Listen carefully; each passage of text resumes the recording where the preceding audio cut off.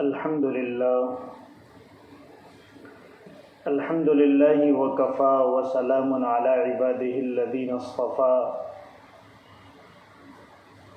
اما بعد فاعوذ باللہ من الشیطان الرجیم بسم اللہ الرحمن الرحیم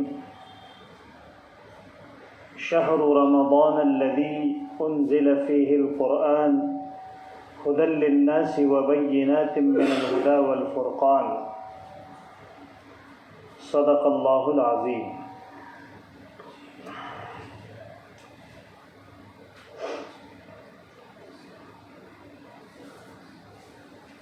اللہ تبارک و تعالی نے انسانوں کو اپنا قرب دینے کے لیے اور اپنی نزدیکی عطا فرمانے کے لیے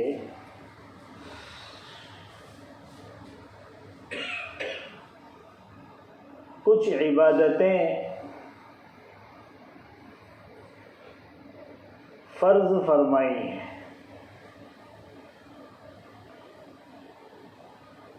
ان عبادتوں کا مقصد ہی اللہ تبارک و تعالی کی نزدیکی اور قرب کا حاصل کر رہا ہے۔ ویسے انسانوں کی پیدائش اور تخلیق کا مقصد جو خالق کائنات نے بیان کیا، انسانوں کے پیدا کرنے والے نے بیان کیا، وہ تو عبادت ہی ہے۔ وَمَا خَلَقْتُ الْجِنَّ وَالْإِنسَ إِلَّا لِيَعْبُدُونَ،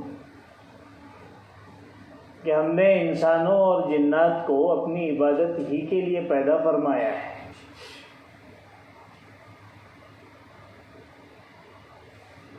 عبادت کہتے ہیں بندگی کو، یعنی اللہ کے حکموں کے سامنے اپنے آپ کو جھکا دینا، اپنے آپ کو اس کا تابع بنا دینا، یہ ہے بندگی۔ اور کسی بھی انسان میں سب سے اونچا جو وصف ہو سکتا ہے وہ بندگی کا ہی وصف ہے، کہ آدمی میں بندگی پیدا ہو جائے۔ حضور اکرم صلی اللہ علیہ وسلم رسول ہیں، نبی ہیں، سید الاولین والآخرین ہیں، سید الانبیاء والرسل ہیں، لیکن جب اللہ تبارک و تعالی نے اپنے پاس بلایا اور معراج کروائی، جو کسی دوسرے نبی اور رسول کو حاصل نہیں ہوئی، تو اللہ تبارک و تعالیٰ نے جس وصف کا ذکر فرمایا وہ یہی بندگی والا وصف تھا۔ چنانچہ اللہ تعالیٰ فرماتے ہیں سبحان الذی اسری بعبدہ لیلا من المسجد الحرام الی المسجد الاقصی الذی بارکنا حولہ لنریہ من آیاتنا۔ پاک ہے وہ ذات جس نے اسرا کروائی، یعنی جو رات کو لے چلا اپنے بندے کو مسجد حرام سے مسجد اقصی کی طرف۔ یہاں اللہ تعالیٰ حضور اکرم صلی اللہ علیہ وسلم کا کوئی اور بھی وصف بیان کر سکتے تھے، حالانکہ قرآن میں حضور پاک صلی اللہ علیہ وسلم کے مختلف اوصاف کا ذکر ہے، لیکن یہاں اللہ تعالیٰ حضور اکرم صلی اللہ علیہ وسلم کی عبدیت والی صفت کو، بندگی والی صفت کو، جو اعلیٰ وجہ الکمال پوری طریقے سے آپ میں موجود تھی، اس کا ذکر فرما رہے ہیں۔ تو ہمیں تو پیدا ہی کیا گیا ہے عبادت کے لیے، اور ہونا یہ چاہیے تھا کہ ہم ہر وقت اللہ کی عبادت میں لگے رہیں، بلکہ اگر اللہ ہم پر 24 گھنٹے میں اپنی ضروریات کو چھوڑ کر باقی سارے وقت میں عبادت کو فرض فرما دیتے تو بھی غلط نہیں تھا، اس لیے کہ جب ہماری زندگی کا مقصد ہی عبادت ہے تو اس کی فرضیت میں کسی کو کوئی اشکال نہیں ہونا چاہیے۔ لیکن اللہ تعالیٰ جانتے ہیں انسان ہے، اس کے ساتھ بہت ساری حاجتیں لگی ہوئی ہیں، بہت ساری ضروریات لگی ہوئی ہیں، بہت ساری اس کی خواہشات ہیں، محرکات ہیں، تو اللہ تبارک و تعالیٰ نے کچھ وقت عبادتوں کو فرض کیا اور باقی اوقات میں اپنی ضروریات میں وقت لگانے کی اجازت دے دی۔ اب ہمارا حال یہ ہے کہ انگلی دو تو بغل تک پہنچ جاتے ہیں، تو اجازت تو اس لیے دی گئی تھی کہ انسان اصل عبادت جو ہے اس تک پہنچنے میں اسے دقت نہ ہو، کھائے گا، اپنے ماتحتوں کو کما کر کھلائے گا اور ضرورت پوری کرے گا تو ظاہر سی بات ہے پھر وہ عبادت بھی کر سکے گا، کمر سیدھی ہوگی تو ہی عبادت کرے گا نا۔ تو یہ جو دوسری چیزوں کی ضرورتوں کی اور حاجتوں کی پورا کرنے کی جو اجازت ملی تھی وہ تو حقیقتاً اس لیے تھی تاکہ جو اصل عبادت ہے، جو عبادت مقصودہ ہے، جو براہ راست عبادت ہے، جس کا تعلق براہ راست اللہ کی بندگی سے ہے، اس کے اندر تعاون ہو جائے۔ جیسے ہفتے میں ایک دن چھٹی ملتی ہے، کسی کو سنڈے ملتی ہے، کسی کو جمعہ ملتی ہے، وہ اسی لیے ملتی ہے نا کہ بقیہ 6 دن کام کرنے میں تعاون ہو جائے، تھوڑا سا آرام کر لے گا۔ 6 دن اس نے محنت کی ہے، 8 گھنٹہ 10 گھنٹہ 12 گھنٹہ 14 گھنٹے کی اس نے ڈیوٹی بجا لائی ہے، کاروبار میں یہ پھنسا ہوا تھا، تھک گیا ہے، تو اس کو ہفتے میں ایک دن آرام دے دیا جائے تاکہ بقیہ 6 دن پھر اس کے اندر ایک اسٹرینتھ پیدا ہو، ایک طاقت اور قوت پیدا ہو اور وہ کام کرے۔ لیکن ہمارا پھر وہی مسئلہ ہے کہ ہمیں تو اجازت دنیاوی ضرورتوں کو پورا کرنے دی گئی تھی ایک خاص مقصد کی وجہ سے، اور ہم اس مقصد کو پس پش ڈال کر اسی دنیاوی زندگی اور انہی مشغولیوں میں ایسے مبتلا ہوئے کہ ہم مادہ پرست بن گئے، مادیت پرست بن گئے اور دنیا ہی کو ہم نے اپنا مقصد بنا لیا، جس کا نتیجہ یہ ہوا کہ ہم اللہ تبارک و تعالیٰ سے دور ہو گئے۔ دیکھیے، عبادت کا خاصہ یہ ہے کہ وہ آپ کو اللہ سے نزدیک کرتی ہے، اور دنیاوی کام کاج کا خاصہ یہ ہے چاہے وہ شریعت کے مطابق ہی کیوں نہ ہو کہ وہ آہستہ آہستہ آپ کو اللہ سے کچھ نہ کچھ دور کر دے، چاہے وہ شریعت کے دائرے میں ہی کیوں نہ ہو۔ اگر وہ شریعت کے دائرے سے ہٹ کر ہے، ناجائز اور حرام ہے، تو پھر اللہ تبارک و تعالیٰ سے تعلق بالکل ختم ہی ہو جاتا ہے، وہ تو شیطان کا بندہ بن جاتا ہے۔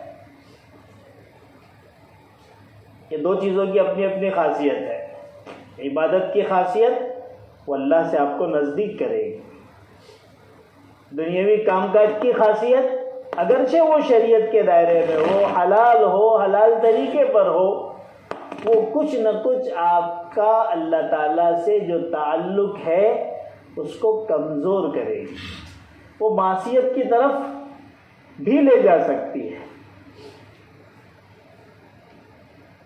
تو دنیاوی کام کاج جس کو ہم نے اپنا اصل مقصد بنا لیا، چھوٹ دی گئی تھی آخرت کی محنت کے لیے اور اللہ کی عبادت کے لیے، اللہ تعالیٰ تو ایک طرف رہ گئے، آخرت تو ذہنوں سے اوجھل ہو گئی، اور ہم دنیا ہی کے ہو کر رہ گئے. تو اللہ تعالیٰ تو ہمارے مزاج اور فطرت اور ہماری طبیعت کے بنانے والے ہیں. اللہ کو تو پتہ ہے یہ ہے ہی ایسا، یہ ہے ہی ایسا، اس کی فطرت ہی ایسی ہے.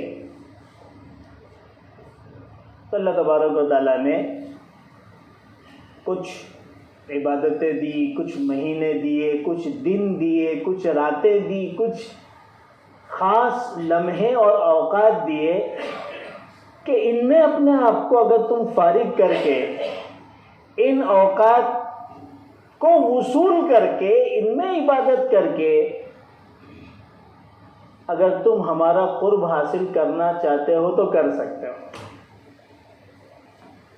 گویا ہماری وہ ساری کوتاہیوں کا یہ کفارہ ہے، ہماری وہ ساری کمیوں کا یہ بدل ہے.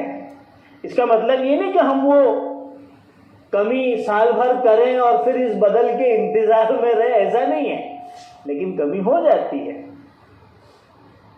کوتاہی ہو جاتی ہے، دنیا اپنی طرف کھینچ لیتی ہے. دنیا میں کشش اللہ نے رکھی ہے. خود اللہ کے رسول فرماتے ہیں الدنیا حلو خاضرہ، دنیا میٹھی بھی ہے اور سر سبز و شاداب بھی ہے، آنکھوں کو بڑی اچھی لگتی ہے، اس میں بڑی مٹھاس ہے. تو ظاہر سی بات ہے آدمی کو مٹھاس سے شغف ہوتا ہے، محبت ہوتی ہے، اور وہ سر سبز و شاداب چیزوں کو پسند کرتا ہے. سوکھے ہوئے صحراؤں اور جنگلوں کو کون پسند کرتا ہے؟ ہریالی ہی دیکھنے کے لیے لوگ سفر کرتے ہیں دنیا میں، اور اپنے منہ کی لذت کے لیے یہاں وہاں جاتے رہتے ہیں. منہ پر جب دیکھو تو کھانے کا ہی تذکرہ ہوتا ہے، کیونکہ انسان کو بہرحال زبان کی لذت اور مٹھاس بہت پسند ہے. اللہ فرماتے دنیا ہے ہی ایسی. تو ہم اسی چکر میں پڑ گئے، اور اللہ جانتے تھے یہ اسی میں پھنسنے والا ہے. اس کا نفس بھی اس کے ساتھ ہے، شیطان کی پوری فوج لگی ہوئی ہے. دنیا کی ہر چیز اپنی طرف اٹریکٹ کر رہی ہے، کھینچ رہی ہے، زورے تو پھنسنے ہی والا ہے. تو اللہ تعالیٰ نے ہمارے اوپر فضل فرمایا اور اپنے مقصد زندگی تک لانے کے لیے، اللہ کا قرب حاصل کرنے کے لیے، اللہ سے اپنا تعلق جوڑنے کے لیے اس نے ہمیں رمضان کی شکل میں ایک مہینہ عطا فرمایا کہ اس کی قدر کر لو، اس کی قدر کر لو، اس کی شکر گزاری کر لو. وہ جو کمیاں تھی جو سال کے 11 مہینوں میں ہوئی اس کی تلافی ہو جائے گی. اسی وجہ سے کچھ پابندیاں لگائی گئی اور کچھ چیزیں جو ہے وہ فرض اور مسنون قرار دی گئی. آدمی کو تھوڑا تھکایا گیا رمضان میں. جس سال رمضان کے روزے فرض ہوئے اس سال بڑی سخت گرمی تھی، عرب کی گرمی. ابھی تو ہم جاتے ہیں تو کچھ دیر کے لیے تھوڑی گرمی کا احساس ہوتا ہے، کیونکہ مسجد میں بھی الحمدللہ اتنا اے سی پاورفل ہے کہ انسان کانپتا ہے مسجد میں، چاہے مسجد حرام ہو مکہ میں، چاہے مسجد نبوی ہو مدینہ میں. اور جب ہم اپنے ہوٹل میں رہتے ہیں تو وہاں پر اے سی کا ماحول ہوتا ہے، تو گرمی کا احساس نہیں ہوتا، گرمی کا احساس نہیں ہوتا. لیکن وہ جو پرانا دور تھا جب نہ اے سیاں تھی، نہ پنکھے تھے، نہ برف تھا، اور نہ ہی اس قسم کی سہولتیں تھیں، اس زمانے میں جب روزہ فرض ہوا اور اس زمانے میں جب اس مہینے کا نام رکھا گیا تو نام رکھا گیا رمضان. رمضان کا عربی میں ترجمہ ہے جھلسا دینے والی. اس کا نام رکھا ہی اس لیے گیا کہ اس زمانے میں گرمی ایسی سخت تھی جو جھلسا دے. ہم کو تو اس کا احساس بھی نہیں ہے. یہ پرانے لوگ جو سخت گرمی کے علاقوں سے تعلق رکھتے ہیں وہ جانتے ہیں کہ لو کیسے چلتی ہے اور جھلسانے والی گرمی کیا ہوتی ہے. ہم تو شاید برداشت بھی نہ کر سکیں. کئی قسم کی بیماریاں اس گرمی میں لوگوں کو لو لگنے سے ہو جاتی ہے. بہت سارے لوگ تو ختم ہی ہو جاتے ہیں. تو اللہ تبارک و تعالیٰ نے یہ مہینہ رمضان ہم کو اس لیے دیا ہے تاکہ یہ ہمارے گناہوں کو جلا کر ختم کر دیں اور ہم اللہ تبارک و تعالیٰ کی عبادت کر کے اللہ کا قرب حاصل کر لیں. دیکھیے دو طرح کی عبادت ہوتی ہے. ایک عبادت مقصودہ ہوتی ہے جس کو ہم کہتے ہیں براہ راست عبادت, اور ایک عبادت جو ہوتی ہے وہ عبادت غیر مقصودہ ہوتی ہے جس کو ہم کہتے ہیں کہ یہ عبادت براہ راست نہیں ہے. نماز, روزہ, زکوٰۃ, قرآن کریم کی تلاوت, اللہ کا ذکر, یہ رمضان کے مہینے میں روزہ, تراویح, یہ ساری عبادتیں مقصودہ ہیں. اس کا تعلق براہ راست اللہ کی بندگی اور عبادت سے ہے. اس کا مقام اور درجہ اور رتبہ بہت بلند ہے.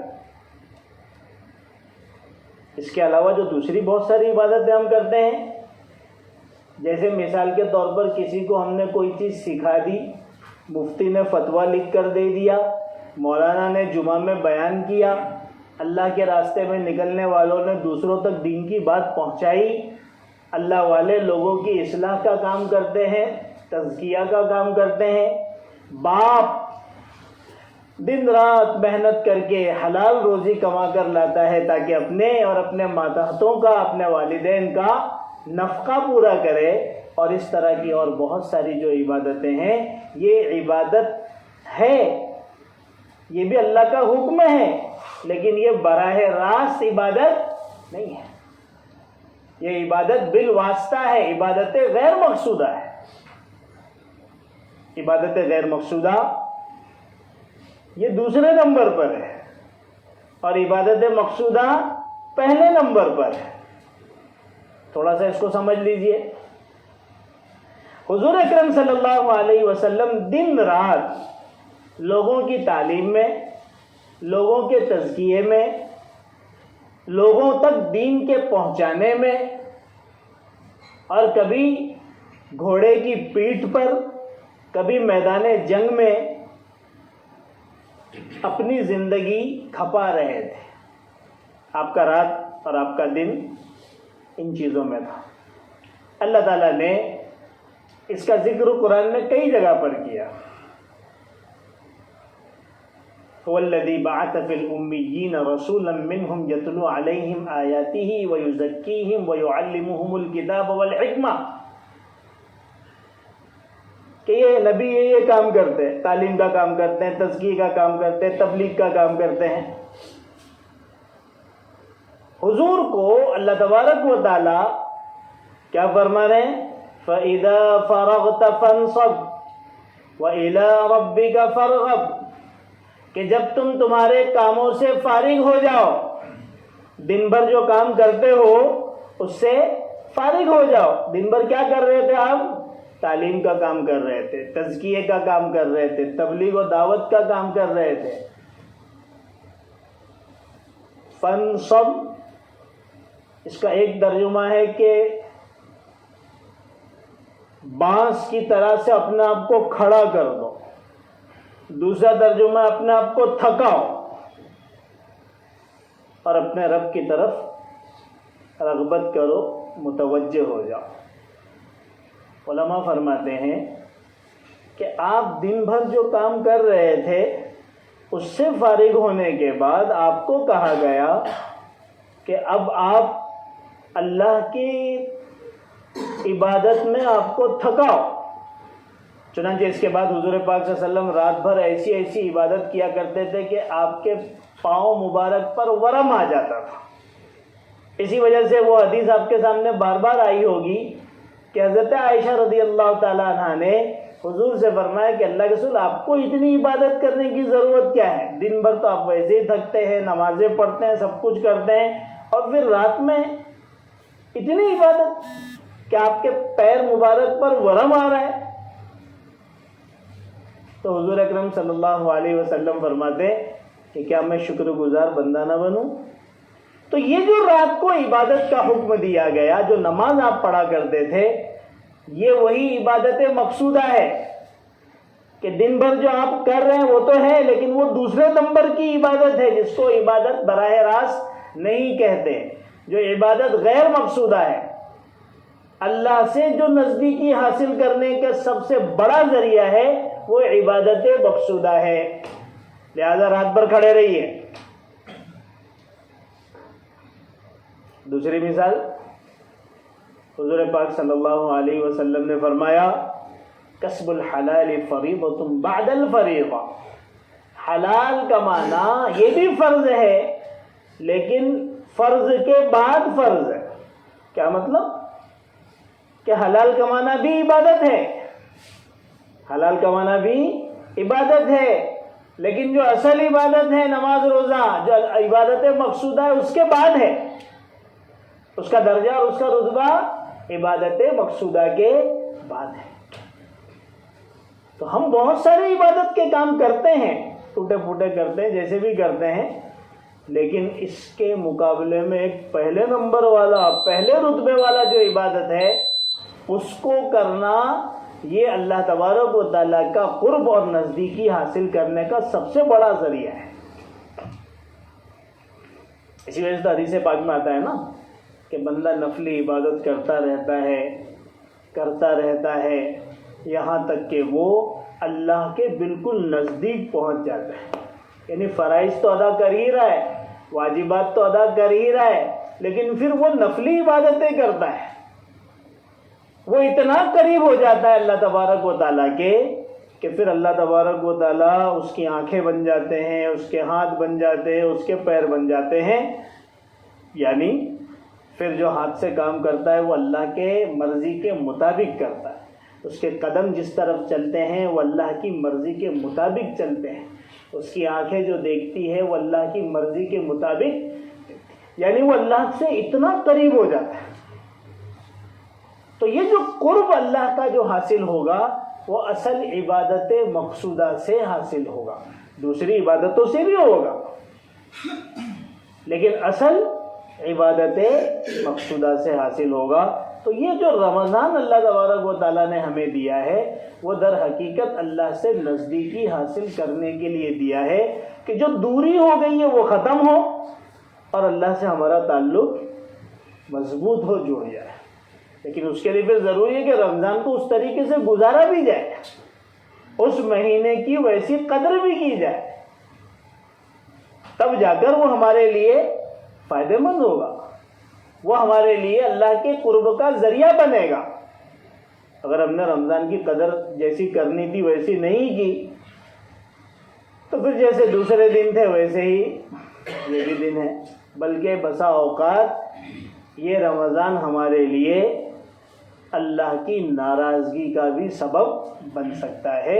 اللہ ہماری حفاظت فرمائے، کیونکہ ہمارا حال معاشرے کا ایسا ہو گیا ہے کہ جس دنیاوی مصروفیتوں سے نکالنے کے لیے رمضان آیا تھا، اب دنیاوی مصروفیتیں اس میں اور بڑھ جاتی ہیں کہ بھائی دھندا صبح سے لے کے رات کے 4-5 بجے تک بڑھ گیا، اور لوگوں کی شاپنگ اور خریداری وہ ہفتوں چلتی ہے، اور اسی کے اندر جو ہے وہ مصروفیتیں رہتی ہیں۔ روزانہ کے جو کھان پان ہے وہ ایک الگ مسئلہ ہے۔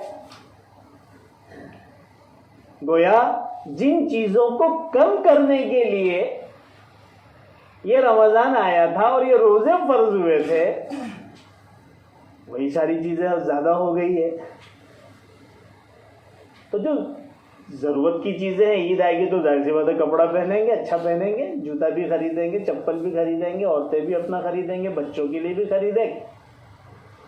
تو یا تو رمضان سے پہلے خرید لیں یا رمضان میں 1-2 دن کو ایسا طے کر لیں، اس میں اپنا کام پٹا لیں. لیکن وہ جو ایک مزاج اور ایک ماحول بنا کے بس گھوم رہے ہیں، کسی بھی دن چلے جائیں. افطاری کے بعد سنا ہے میں نے، میرا تو جانا زیادہ ہوتا نہیں ہے، کہ بھائی بازار بھرے پڑے، عورتیں جو ہیں وہ خاص طور پر بازاروں میں گھوم ہی رہی ہے روزانہ کی بنیادوں پر، اور مرد حضرات جو ہیں وہ تراویح کے بعد الگ الگ مشغلوں کے اندر ہیں. یہ جو ہے یہ اگر حقیقتاً رمضان کی ناقدری ہے. رمضان کی قدر کیا ہے؟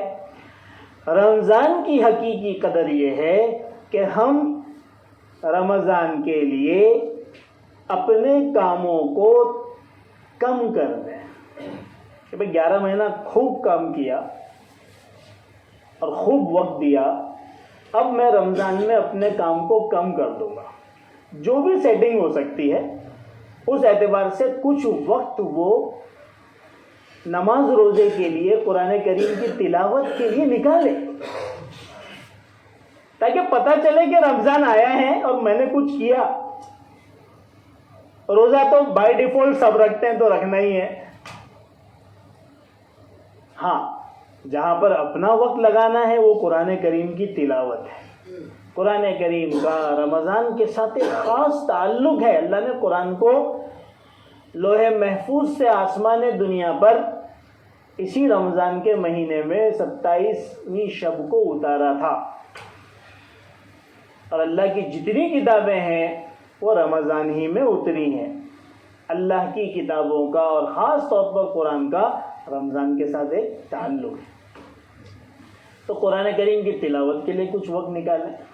گھنٹوں گھنٹوں الگ الگ مصروفیتوں میں لوگ اپنا وقت گزارتے ہیں، کیرم بورڈ پہ گزارتے ہیں، اور اسی طریقے سے دوسرے کھیلوں میں گزارتے ہیں، اور بیٹھ کر گپ شپ میں. اتنا وقت کہاں سے آتا ہے ہم کو تو سمجھ ہی میں نہیں آتا. ہم بھی اسی دنیا کے اسی شہر کے پیدائشی ہیں، اچھی فیملی سے بلانگ کرتے ہیں، ساری چیزیں، لیکن اتنا وقت کہاں سے لوگوں کے پاس آتا ہے وہ آج تک سمجھ میں نہیں آیا. مطلب یہ کہ 2 پیسہ آپ نے کما لیا تو آپ سمجھ رہے ہیں کہ وقت کی کوئی قدر ہی نہیں. یہ کوئی عقل مندی نہیں ہے. وقت تو بہت سارے دوسرے کاموں کے لیے بھی ہے. اپنی صحت پہ توجہ دینے کے لیے ہے، قرآن کریم کی تلاوت کے لیے ہے، اور دین کی دوسری محنتوں کے لیے ہے. بہت سارے کام ہیں. ایسا نہیں کہ بھئی آج کا 2-5 ہزار 10 ہزار روپے کی کمائی ہو گئی تو اس کے بعد پھر وقت کو ایسے ہی ضائع کرنا ہے. یہ کوئی سمجھداری والی بات نہیں. اور پھر ایک سچائی میں آپ کے سامنے بتا دوں کہ باپ اپنے بچوں کے لیے ایک رول ماڈل ہوتا ہے. چھوٹوں کے لیے بڑے ایک رول ماڈل ہوتے ہیں. سوسائٹی کے چھوٹے اپنے بڑوں کو دیکھتے ہیں، بچے اپنے باپ کو دیکھتے ہیں، بچیاں اپنی ماں کو دیکھتی ہیں. آپ یہ لکھ کر رکھیں، قرآن و حدیث کی روشنی میں میں آپ کے سامنے یہ بات رکھتا ہوں کہ آپ کے ایک ایج پر پہنچنے کے بعد آپ کو دیکھنے والے آپ کے بچے اور آپ کی سوسائٹی کے یہ چھوٹے چھوٹے بچے کل آپ سے 10 قدم آگے ان برائیوں میں مبتلا رہیں گے جس میں آپ مبتلا ہیں. تو کم سے کم اپنے بچوں پر تو رحم کریں. اپنے بچوں کو تو ایک اچھی چیز دے کر دنیا سے جائیں. بڑھاپا جب آئے تو بڑھاپے میں اس چیز کا افسوس نہ ہو کہ میں نے کیا اپنے پیچھے چھوڑا ہے. تو اس چیز کی بڑی اہمیت ہے.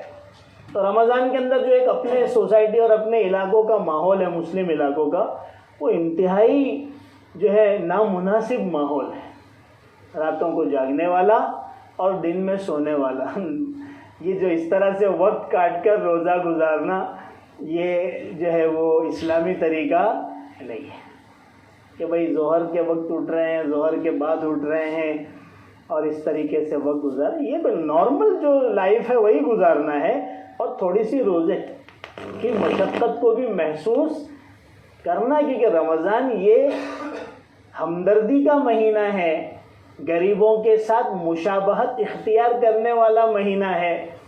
کہ بھائی وہ جو غریب ہوتے ہیں وہ کس طریقے سے زندگی گزارتے ہیں، اس کا کچھ احساس ہم میں بھی پیدا ہو. تو بہرحال اس کا خیال رکھیں، اور اسی طریقے سے تراویح کو بہت بشاشت کے ساتھ پوری خوش دلی کے ساتھ پڑھیں. یہ جو ایک ماحول ہے کہ بھئی ماشاءاللہ جو جیم جانے والے صحت مند نوجوان ہیں جنہوں نے باڈی بنائی اس لیے تاکہ تھوڑا سا جو ہے وہ اپنی قوت دکھائیں، تو بھئی یہ تو نماز یہ ہے جس میں قوت دکھانا ہے. بیچارے بوڑھے لوگ کھڑے ہیں اور نوجوان صحت مند لوگ جو ہیں پیچھے بیٹھے ہیں، اور اس میں بدترین شکل وہ ہوتی ہے جو خدا کے عذاب کو اپنی طرف متوجہ کرتی ہے، وہ یہ ہوتی ہے کہ موبائل دیکھتے رہتے ہیں. علماء نے لکھا ہے کہ جو لوگ تراویح کے وقت بیٹھے رہتے ہیں اور امام کے رکوع میں جانے کا انتظار کرتے ہیں، اور جب رکوع کے لیے تکبیر کہی جاتی ہے تو اٹھ کے فوراً رکوع میں شامل ہو جاتے ہیں، یہ ان کا عمل نفاق ہے. ڈر ہے اس بات کا کہ مرتے وقت یہ منافق ہو کر مرے.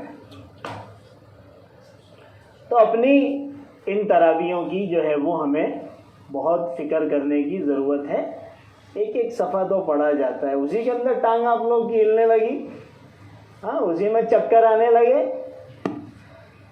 اپنی طاقتوں کو، اپنی صلاحیتوں کو ہمیں ان جیسی چیزوں میں صرف کرنا چاہیے. اللہ کے ذکر میں تھوڑا سا وقت دیں. دین کی جو محنت ہوتی یہی تو اصل وقت ہے جس میں انسان لوگوں کو اچھی بات بتائے، لوگوں کو دین کی طرف لائے، اس میں اپنا وقت لگائیں. یہاں ماشاءاللہ تعلیم ہوتی ہے، یہاں مشورہ ہوتا ہے، اس میں اپنا وقت لگائیں. یہاں سے جماعتیں جاتی ہیں، تھوڑا سا وقت فارغ کر کے اس میں بھی وقت لگا دیں. زندگی کے 40 سال 50 سال 60 سال 70 سال تو گزر گئے، کچھ وقت جو ہے وہ دین کے لیے بھی ہم دیں. تو اس طریقے سے اگر ہمارا رمضان گزرے گا تو پھر انشاءاللہ اللہ کی ذات سے امید ہے کہ بقیہ سال بھی ہمارا اچھا گزرے گا. ایک بات یاد رکھیے، جس کا رمضان اچھا گزرا اس کے 11 مہینے بھی اچھے گزریں گے. جس کا رمضان صحیح گزرا نہیں اس کی نحوست بقیہ 11 سال میں بھی ظاہر ہوگی. وہ اس میں بھی نمازوں سے دور رہے گا، وہ اس میں بھی دین سے دور رہے گا، وہ اس میں بھی معاصی اور گناہوں کے اندر مبتلا رہے گا. یہ جو آج ہم دیکھتے ہیں نا 95% سے 97% کا ماحول، 95 سے 97% لوگوں کا ماحول جو یہ نظر آتا ہے دین سے دوری کا، اس کی ایک وجہ یہ ہے کہ رمضان بھی اس بدتر طریقے سے گزرتا ہے.